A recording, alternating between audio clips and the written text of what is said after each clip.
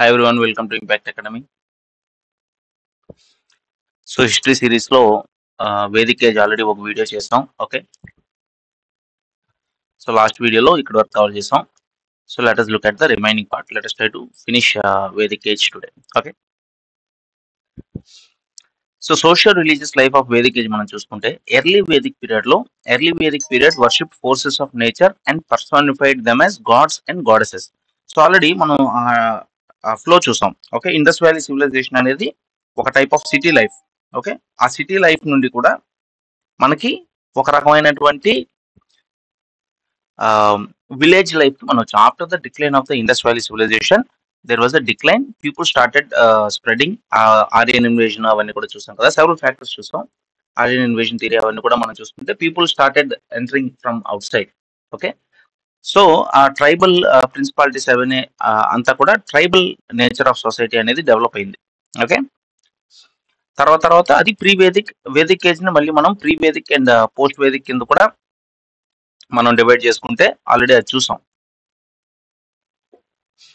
So early Indus valley civilization అనేది కూడా మనకు ఆల్మోస్ట్ 3300 నుండి 1300 వరకు కూడా మనం చూసాం. బీసీ మధ్యలో ఎర్లీ లేట్ మెచ్యూర్ ఇవన్నీ కూడా చూసాం. సో వేదిక్ పీరియడ్ అనేది మనం 1500 టు 1100 ఎర్లీ వేదిక్ పీరియడ్ చెప్పవచ్చు. సో 1500 టు 1300, ఓకే, ఆ 200 ఇయర్స్ కూడా మనకి ఒక ట్రాన్సిషన్ అనేది జరిగిందని చెప్పవచ్చు. Okay, Indus valley civilization is not it did not have a sudden decline. Suddenly it did not vanish. There was a gradual decline in the Indus Valley civilization and rise of the Vedic period.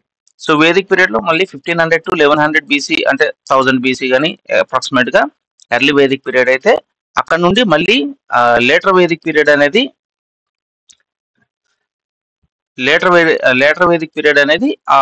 1000 1100 నుండి 500 600 BC వరకు మనకు వస్తుంది.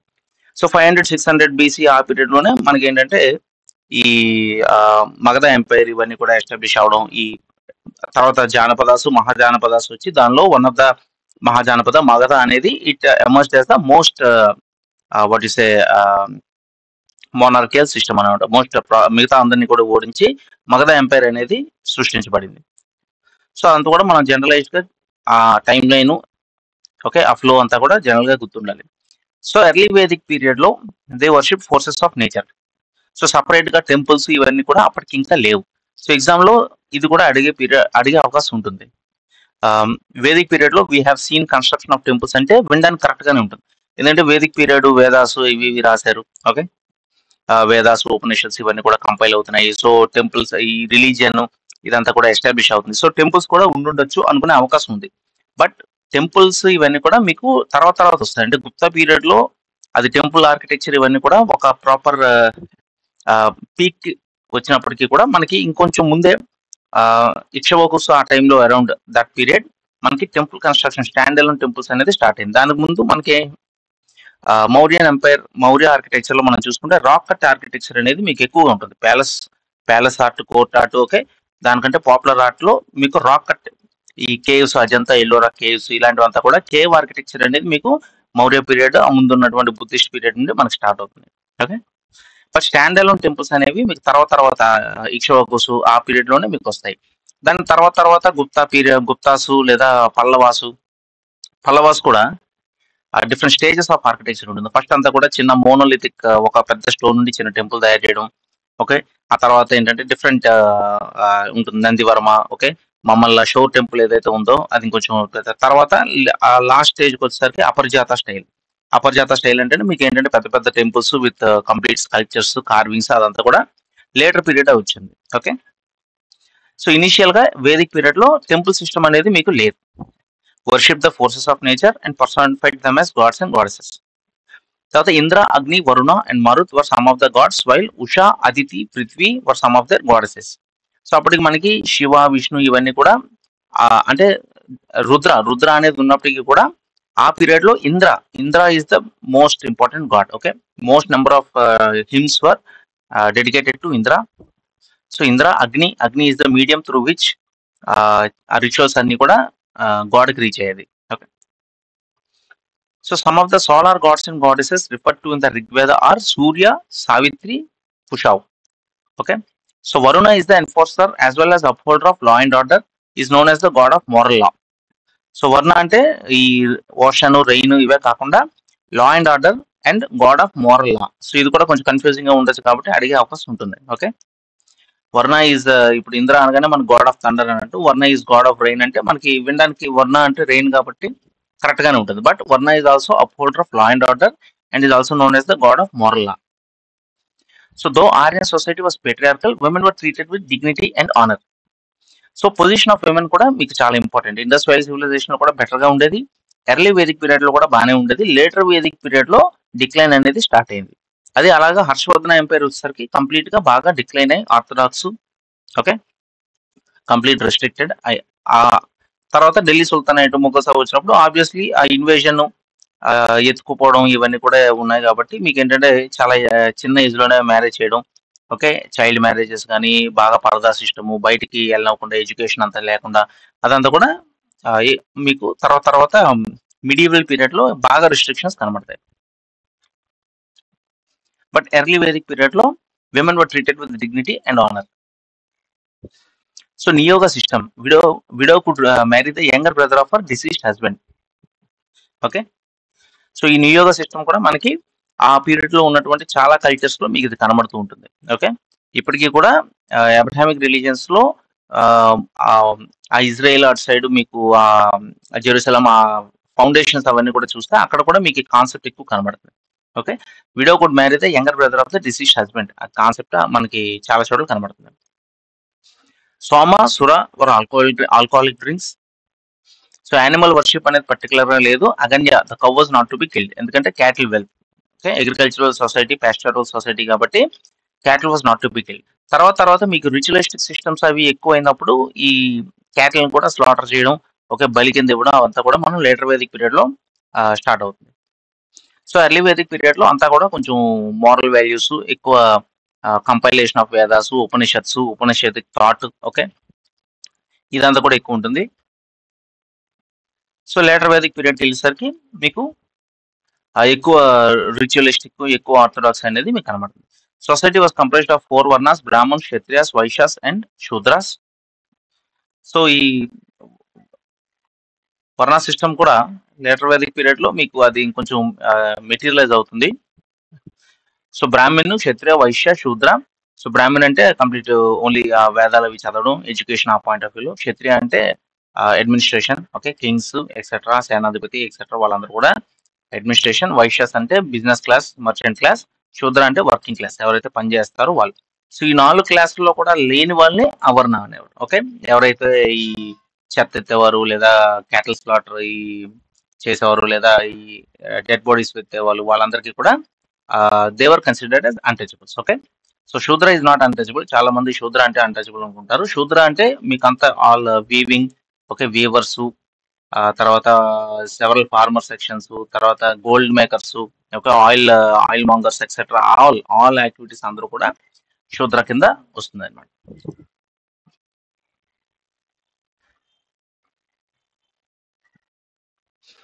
So Rigvedic gods and goddesses కూడా very important. So Indra is the god of thunder storms, lightning and fierce weather, also known as the Purandara, breaker of forts. So Indra was the most prominent god during the Vedic period. ఆ point గుర్తుపెట్టుకోండి. తర్వాత fire or Agni is the messenger between gods and humans. Varuna అంటే god of oceans and also moral law and god of truth. Okay, so oceans ఒకటే కాదు, god of truth also. Dyaus అంటే sky god. Okay, Soma అంటే lord of the plants or the lord of the woods, Vanaspati. Usha అంటే goddess of the dawn, okay, ఉషా కిరణాలు అంటారు కదా. So Vishnu god of the 3 worlds. So అప్పటికి విష్ణు, రుద్ర ఇవన్నీ ఉన్నప్పటికీ కూడా ఇంకా they were not as prominent as today.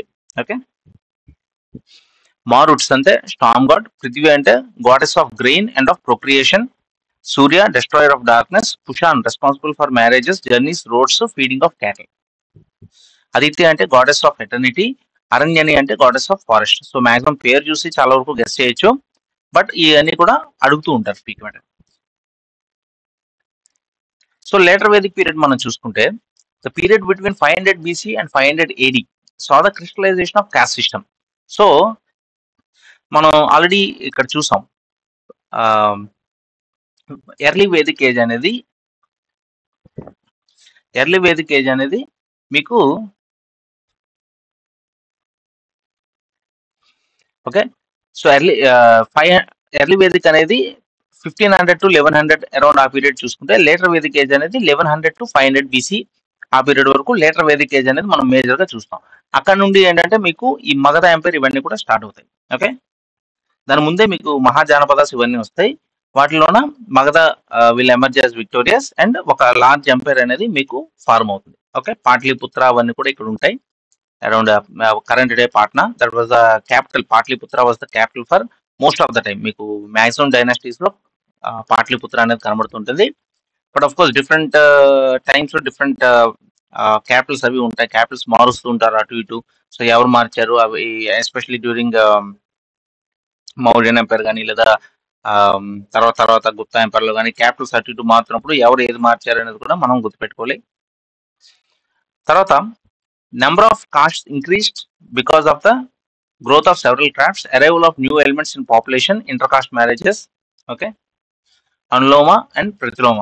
So anulom Pratiloma అంటే ఆల్రెడీ మనం ఇందాక చూసినట్టు upper caste man can marry A lower caste women, but upper caste women cannot marry A lower caste man. Okay. ఎందుకంటే నెక్స్ట్ పుట్టిన పిల్లలకి కాస్ట్ అనేది తగ్గుతుంది కాబట్టి. So it was considered not normal. Okay. So in later Vedic times, Rigvedic tribal assemblies lost importance and royal power increased at their cost. So tribal assemblies మనం already చూసాం. సభ, సమితి, గణ, విధాత 4 చూసాం. అందులో సభ, సమితి, ఓకే, ఆ 2 కూడా ఎక్కువగా ఇంపార్టెంట్ ఉంటాయి. సో అవన్నీ కూడా మనం డీటెయిల్ గా చూసాం లాస్ట్ వీడియో. సో ఆ ట్రైబల్ అసెంబ్లీస్ అవన్నీ కూడా పవర్ తగ్గి, సో ఎర్లీ వేదిక్ పీరియడ్ లో మనం రాజా అనే raja, okay, is the king but is not having too many powers. Okay. He was a militarily strong person who was administering that area. Okay. ఇప్పుడు ఆ తర్వాత ఉన్నటువంటి కింగ్ ఉండే పవర్స్ అప్పుడు ఉండేవి కాదు. He uses to clean his own hut and he uses to do his own activities అవన్నీ కూడా మనం చూసాం. ఓకే. సో తర్వాత లేటర్ వేదిక్ పీరియడ్ వచ్చేసరికి ఈ రాయల్ పవర్ అనేది బాగా పెరిగింది. లోకల్ ఈ అసెంబ్లీస్, డెమోక్రటిక్ సిస్టమ్స్ ఇవన్నీ కూడా తగ్గి king started becoming more and more powerful. Okay. అయితే తర్వాత Magadha empire, okay, Magadha empire వచ్చినంత వరకు కూడా మనకి అంత పెద్ద పెద్ద ఆర్మీస్, పెద్ద పెద్ద కింగ్డమ్స్ అనేది మనకి ఇంకా లేదు వేదిక్ పీరియడ్ లో. ఓకే. మగధ ఎంపైర్ ఎప్పుడైతే ఎస్టాబ్లిష్ అయిందో, that was one of the large empire, first large empire during that period అని మనం చెప్పవచ్చు. Okay. So women were no longer allowed to sit in the sabha. So later Vedic period లో position of women slowly decline. So the condition of women began deteriorating from later Vedic period, and they suffered on account of education, social roles which restricted them to the houses. So ముందు education ఉండేది, parties లోన, administration లోన, అన్నిటిలోన participate చేసేవారు. Okay. Widow marriages కూడా ఉండేవి, అన్ని ఉండేవి. Later Vedic పీరియడ్కి వచ్చేసరికి మెల్లగా క్రిస్టలైజ్ అవ్వడం మొదలైంది. కాస్ట్ సిస్టమ్ కూడా క్రిస్టలైజ్ అవ్వడం మొదలైంది. పొజిషన్ ఆఫ్ ఉమెన్ డిక్లైన్ అయింది. Later Vedic period saw the rise of fourfold వర్ణ classification, Brahmanas, Kshatriyas, Vaishyas, Shudras, and institution of Gotra. Okay. So later Vedic time also saw an established ashrama system or the division of lifespan into 4 distinct stages. ఒకటి బ్రహ్మచార్య, సిలిబసీ, education, discipline life in గురు శాస్త్రం.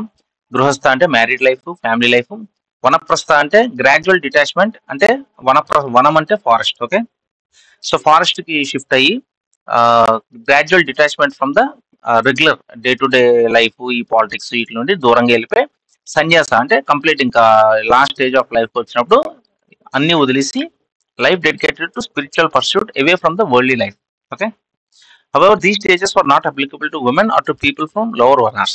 So ఇది major గా top Brahmanas and Kshatriyas, okay, and to an extent Vaishyas వాటిలోనే ఎక్కువగా చూస్తాం అనమాట. మనకి మామూలుగా కూడా మౌర్య ఎంపైర్ లో మనం చూసుకుంటే చంద్రగుప్త మౌర్య ఆల్సో లాస్ట్ స్టేజ్కి వచ్చేసరికి he takes up Jainism and he goes to శ్రవణ బెల్గోలా. ఓకే. అక్కడికి వెళ్ళి దేర్ హీ టేక్స్ అప్ సలేఖన. సలేఖన అంటే మెల్లగా గ్రాడ్యువల్ గా ఫుడ్ తగ్గించి ఫస్ట్ ఓన్లీ రైస్, రోటీ అని మానేసి ఓన్లీ గ్రెయిన్స్, అలా గ్రాడ్యువల్ గా అది కూడా మానేసి స్లోగా స్టార్వేషన్ టు డెత్ అనమాట. So purdah and Sati were not prevalent. Okay. Rigvedic gods Indra and Agni lost relevance in later Vedic period. Their place was taken by a new trinity of gods. Brahma enjoyed the supreme position, Vishnu became the preserver, and Shiva completed the trinity. So ముందు మనం ఏం చూసాం, ఇంద్ర, అగ్ని, మారుత్స్, Varuna, okay, Aditi, ఇవన్నీ ఉషా, ఇవన్నీ కూడా prominent gods, okay, early Rigvedic gods. So later Vedic period వచ్చేసరికి ఇంద్ర, అగ్ని వీటికి పవర్ తగ్గి then the trinity, okay, Brahma, Vishnu, Maheshwara అంటుంటాం కదా, బ్రహ్మ, విష్ణు, మహేశ్వర.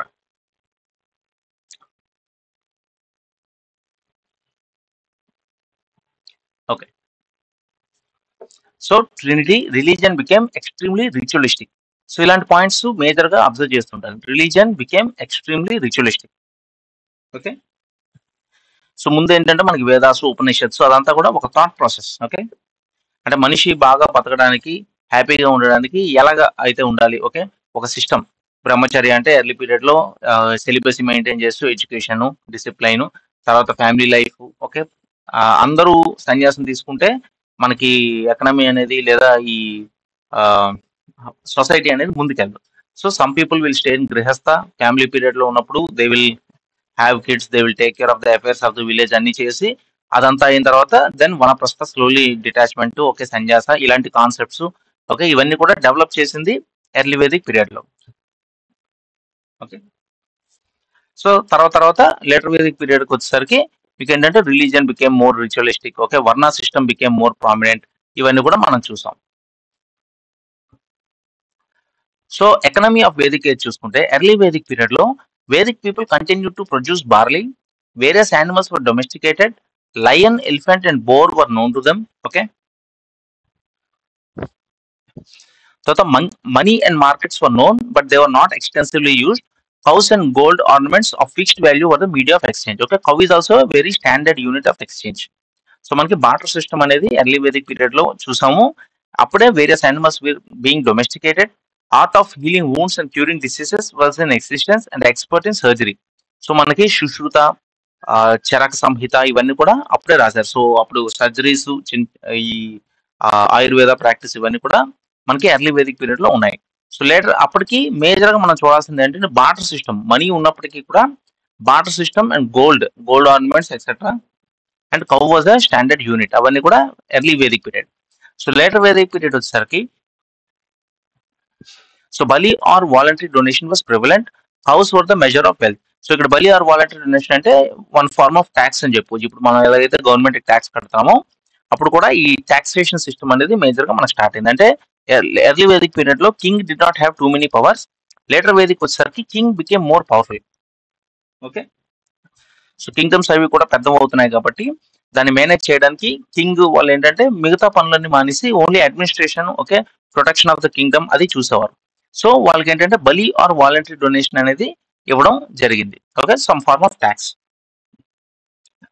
సో తర్వాత ఈ ముందు ఏంటంటే ఓన్లీ ప్యాస్చరల్ అంటే అగ్రికల్చర్, క్యాటిల్ రేరింగ్ ఉన్నప్పటికీ తర్వాత అర్బనైజేషన్ పెరిగి పెద్ద పెద్ద సిటీస్ అవి పెరిగేసరికి డిఫరెంట్ క్రాఫ్ట్స్, ఓకే, వెజల్స్ తయారు చేసేవారు, లేదా గోల్డ్ ఆర్నమెంట్స్ తయారు చేసేవారు, వెపన్స్ తయారు చేసేవాళ్ళు. ఓకే, సో ఇలా డిఫరెంట్ క్రాఫ్ట్స్ అనేవి మనకి స్టార్ట్ అయింది. సో అక్కడ ఏంటంటే డిఫరెంట్ కాస్ట్స్, దానిలో మళ్ళీ different guilds, okay, or shrenis which later time become the costs.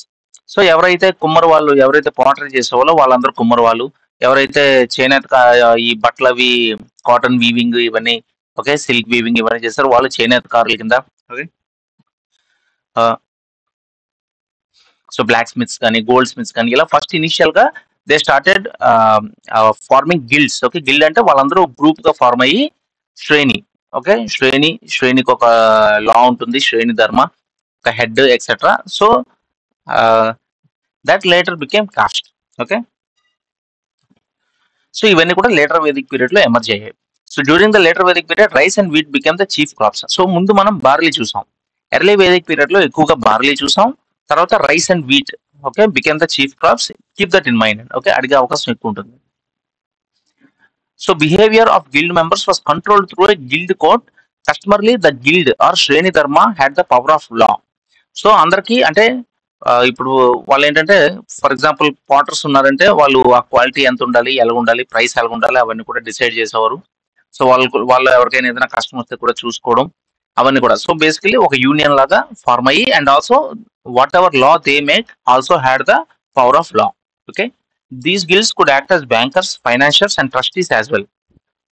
So generally these functions were carried out by different category of merchants known as Shrestins, present day Seths of North India and Chettis and Chettiars of South India. Okay, so in later Vedic time agriculture became the primary source of livelihood and life became settled and sedentary. So early Vedic period లో మీకు పాస్చరల్ activity ఎక్కువ ఉండేది, cattle rearing plus agriculture కూడా ఉండేది, కానీ cattle rearing కూడా ఎక్కువగా ఉండేది. బట్ లేటర్ వేదిక్ లో మీకు agriculture become the prime source. Land had now become more valuable then cows. So early Vedic period లో cattle wealth was considered more prosperous. So ఎవరి దగ్గర అయితే వందల వందల ఆవులు గేదెలు ఇవన్నీ ఉంటాయో they were considered rich. Okay, so ఎప్పుడైతే అగ్రికల్చర్ అనేది డెవలప్ అవడం మొదలైందో land also became more valuable. So Vedic age లో మనం క్రాఫ్ట్స్ చూసుకుంటే early Vedic period had ochre coloured pottery. Okay, early Vedic ఈ పాటరీ కూడా వెరీ వెరీ ఇంపార్టెంట్ అండి, రకరకాలుగా ఉంటుంది pottery. So early Vedic period లో మీకు ఆకర్ కలర్డ్ పాటరీ అనేది ఉంది. లేటర్ వేదిక్ లో మీకు ఇక్కడ చూసుకుంటే 4 types of pottery: black and red ware, black slipped ware, painted grey ware and red ware. Okay,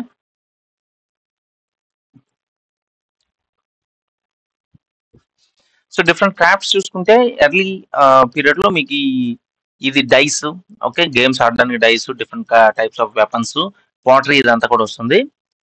తర్వాత పాటరీలో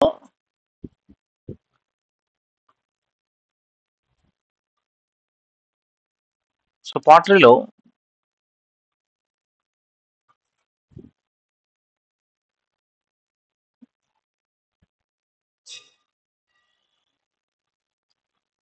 ఓకే,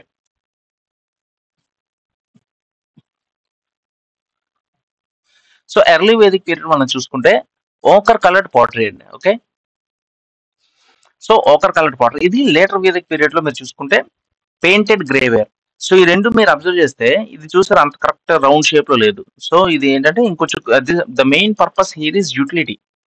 ఓకే, ఇక్కడికి వచ్చేసరికి ఏంటంటే మీకు ఒక ఆస్పెక్ట్ ఆఫ్ లగ్జరీ అనేది కూడా రావడం జరిగింది. ఓకే,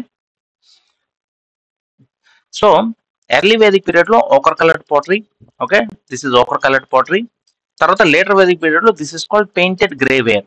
తర్వాత మీకు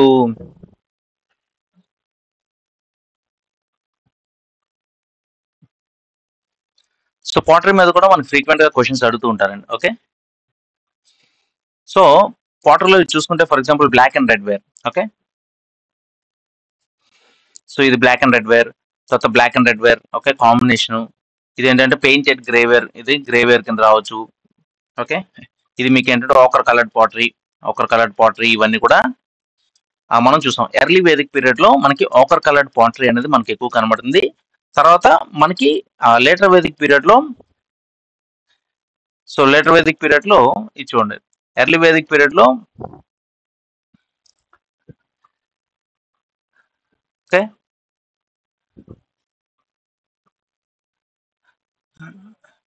ఓకే సో ఇక్కడ మీరు చూసుకుంటే ఎర్లీ హరప్పన్ ఫేజ్ లో మీకు ఉన్నటువంటి mature Harappan phase etcetera etcetera. తర్వాత లేట్ హరప్పన్ ఫేజ్ లో మీకు రెడ్ వేరు ఓకే ఇలాంటివన్నీ కూడా ఎక్కువగా కనబడ్డాయి. తర్వాత నార్దర్న్ బ్లాక్ పాలిష్డ్ వేర్ ఒకటి ఉంటుంది. Okay, northern black polished ware కూడా తర్వాత మీకు ఏంటంటే దానిలో ఎక్కువ యూటిలిటీతో పాటు ఒక స్టైల్ ఎలిమెంట్ అనమాట. ఇది this is northern black polished ware. Okay,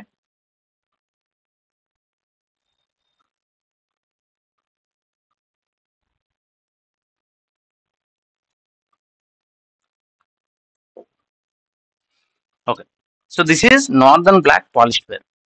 okay, later Vedic period తర్వాత మీకు మౌర్య ఆ పీరియడ్ లో మీకు ఎక్కువగా ఇది కనబడుతుంది నార్దర్న్ బ్లాక్ పాలిష్ వేర్. అంటే not just utility, perfect finish, shiny finish etcetera ఇలాంటివన్నీ కూడా మనకి ఈ నార్దర్న్ బ్లాక్ పాలిష్ వేర్ లో కనబడుతుంది. తర్వాత కుషాన్స్ పీరియడ్ లో మీకు ఎక్కువ రెడ్ వేర్ అనేది కనబడుతుంది అనమాట. Okay,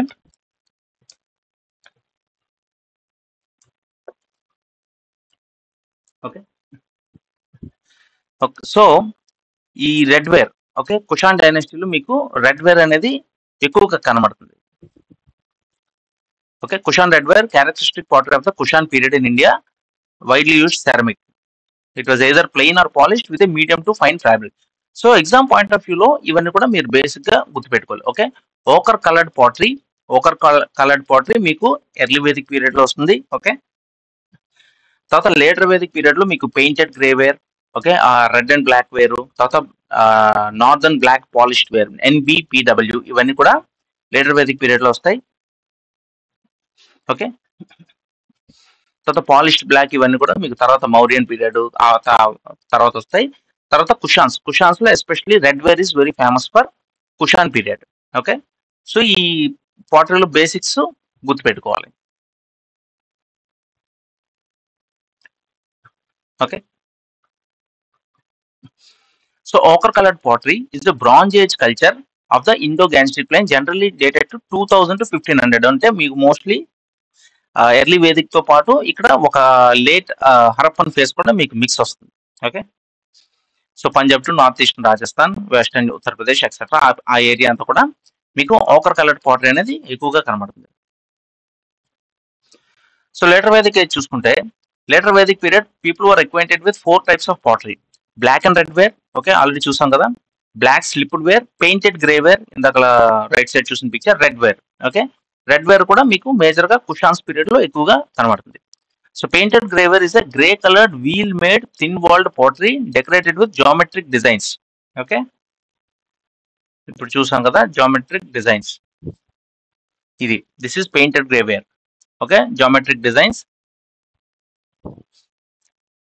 in red or black paint. Characteristics include shallow dishes, deep bowls. This type of pottery is found over a large part of North India. Painted grey ware అనేది మనకి later Vedic period లో ఎక్కువగా దొరికింది. Okay, this variety is associated with introduction and spread of iron and coincides with the main areas occupied by the later Vedic period. So iron అనేది మీకు 500 to 600 BC లో మాత్రమే వచ్చింది. ఓకే, సో ఐరన్ ఎప్పుడైతే మీకు వచ్చిందో అప్పుడే మీకు ఏంటంటే ఈ ఐరన్ వుడెన్ ప్లౌ ప్లేస్ లో ఐరన్ ప్లౌ ఉండడం వల్ల అగ్రికల్చర్ అనేది ఇంప్రూవ్ అయింది, సుపీరియర్ వెపన్స్. ఓకే, దానివల్ల ఏంటంటే ఈ large empires, okay, Magadha empire ఇవన్నీ కూడా ఫార్మ్ అవ్వడానికి one of the major reason కూడా ఇన్వెన్షన్ ఆఫ్ ఐరన్ కింద మనం చెప్పుకుంటాం. సో బేసిక్ గా సో వేదిక్ పీరియడ్ లో ఇంపార్టెంట్ పాయింట్స్ మనం చూసాం. ఓకే, సో ఇవన్నీ కూడా మనం చూసాం.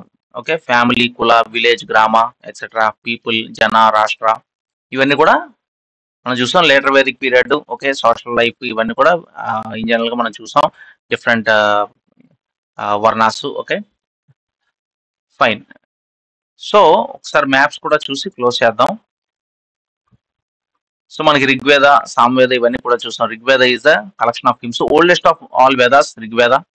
ఓకే, సో ఎగ్జామ్కి వెళ్ళే ముందు ఈ పాయింట్స్ మనకి హెల్ప్ అవుతాయండి. ఓకే, సో ఓల్డెస్ట్ ఏది అన్నిటికంటే ఋగ్వేద. ఓకే,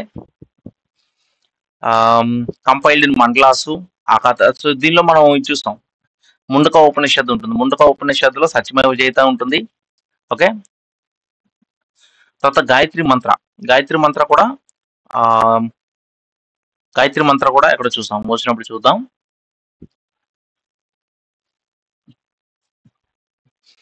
తర్వాత it also famous contains the Gayatri Mantra. Okay, Gayatri Mantra ఋగ్వేదలోనే Esha Upanishad. Okay, ఈశా ఉపనిషత్తులో మీకు గాయత్రి మంత్ర అనేది కనబడుతుంది. తర్వాత 2, 3, 4, 5, 6 and 7 are oldest. 1, 7, 9 and 10 are the latest. So 1 ఉన్నప్పటికీ కూడా తర్వాత యాడ్ చేశారనమాట. Okay, so 10th mandala or the chapter which has the Purusha Sukta hymn was probably added later. Next, mandala 9 is completely devoted to Soma. 2 to 7 were created by Grita Samada, Vishwamitra, etc. So anyway, Rigveda oldest. Okay, so Gayatri మంత్ర కూడా ఋగ్వేదాలో ఉంది. అవన్నీ కూడా గుర్తుపెట్టండి. సామవేద అంటే rhythm.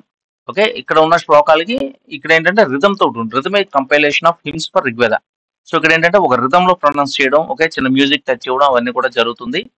And it contains 1549 hymns meant to be sung at the Soma sacrifice by special class of brahmanas called Udgatris. Okay, తర్వాత Samaveda has very little original value only 75 fundamental hymns. Okay. Karnataka, Jaiminiya, Gujarat, కంతున్, Maharashtra, Ranayaniya and sung by Udgatri. Okay. So Udgatri అనేది పాడారు అన్నది గుర్తుపెట్టుకోండి. అంతకంటే ఎక్కువ అవసరం లేదండి. ఓకే. సామవేద అంటే బేసిక్ గా రిథమిక్ కంపైలేషన్. సో యజుర్వేదాలో it is a book of sacrificial okay prayers. So ఇక్కడ ఏంటంటే యజ్ఞాలు అవి ఎలా చేయాలి, దానిలో ఎలాగా వేయాలి, ఆ రూల్స్ రెగ్యులేషన్స్ అవన్నీ కూడా మనకి మేజర్ గా యజుర్వేదాలో ఉన్నాయి. And it was sung by Adhvaryu. Okay. So Samaveda, Udgatri అవన్నీ కూడా చూసాం కదా. ఋగ్వేదాలో ఎవరైనా ఉన్నారా పర్టికులర్ గా? ఋగ్వేదాలో ఎవరు లేరు. ఇక్కడ ఉద్గత్రి, సామవేదాలు ఉద్గత్రి, యజుర్వేదాలో అదవార్యు. ఓకే.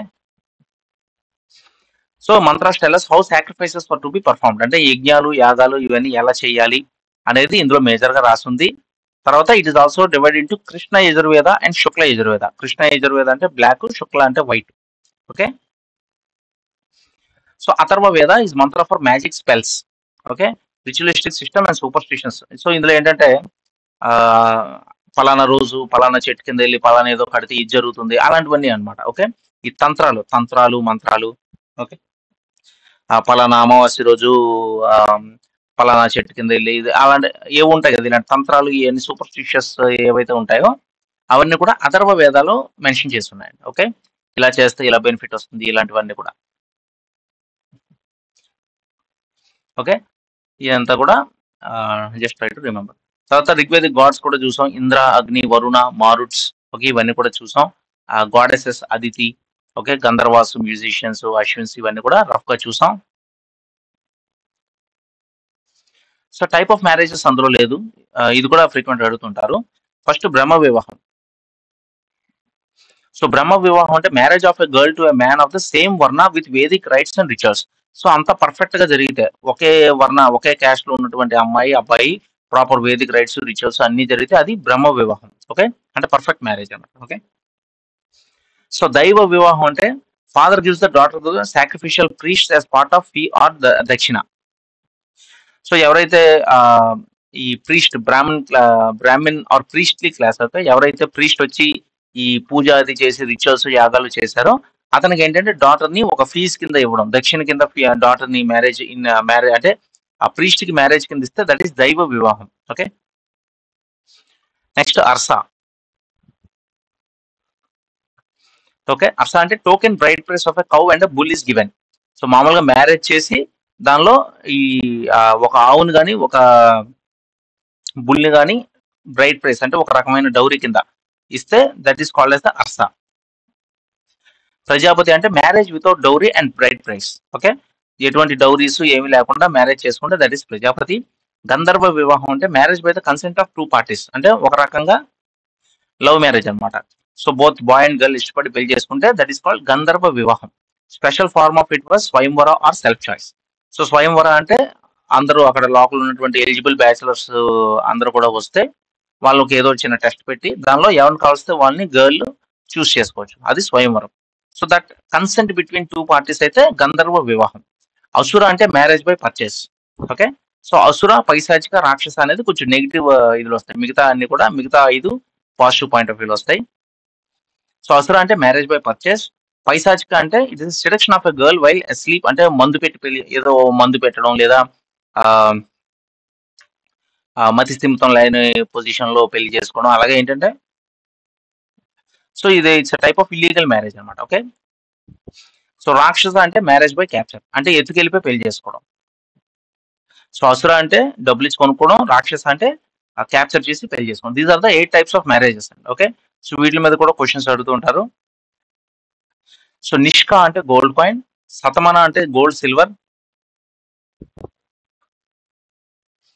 సో కౌటిల్య అర్థశాస్త్రాల్లో నిష్కా అంటే గోల్డ్ కాయిన్ కింద మెన్షన్ చేస్తారు. సువర్ణ అంటే కూడా గోల్డ్, కాకపోతే ఇన్ జనరల్ గా మౌర్యన్ ఆర్కియాలజీలో ఎక్కడ కూడా మనకి సువర్ణ అనేది దొరకలేదు. ఏదైనా సరే Nishka is a gold coin. So ఈ మధ్యన కూడా ఏదో ఎగ్జామ్ లో ఇది అడిగారు, నిష్కా గురించి అడిగారు. కర్షపన అంటే సిల్వర్. ఓకే. సో పన, ఓకే, పురాణ, ధర్ణ ఇవన్నీ కూడా మౌర్యన్ పీరియడ్ లోవి. ఓకే. మసిక, కాకిని అంటే కాపర్ కాయిన్స్ బేసిక్ ఇవన్నీ కూడా. కాయిన్స్. ఓకే. ఈ మధ్యన కూడా ఈ కర్షపణ, నిష్క ఇవన్నీ కూడా చాలా చోట్ల అడిగారు. సో నిష్క అంటే గోల్డ్ కాయిన్. సువర్ణ అంటే పేరులోనే ఉంది గోల్డ్. పణ అంటే పణము అంటే మనీ. మనకి జనరల్‌గా ఐడియా ఉంది. But that is silver. తర్వాత రివర్స్ కూడా మనం చాలా సార్లు చూసాం. ఓకే. గుర్తుపెట్టుకున్నాం కూడా 3, 4 ఇంపార్టెంట్‌వి. ఆహ్, ఈ Jhelum, Vitasta okay. Chenab, Asikni okay. AC అని పెట్టుకున్నాం. PR okay. Parushni is Ravi. VJ okay. Vitasta Jhelum, Sutlej, Satudri 2 వినడానికి ఒకేలా ఉంటాయనుకున్నాం. తర్వాత అలెగ్జాండర్ ఇన్వేషన్ అయినప్పుడు Hydaspes, the battle of Hydaspes మనం చూసాం కదా. Battle of Hydaspes that is actually Jhelum. జీలంని గ్రీక్ లో హైడాస్పిస్ అన్నారు. ఓకే.